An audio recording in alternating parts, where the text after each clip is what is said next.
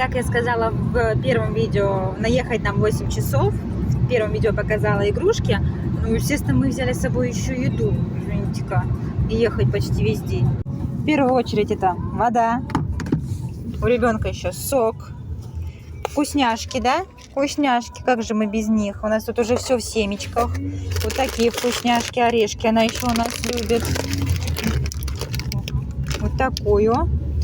А еще вот тут целое сиденье всякой еды. Для нас, для нее.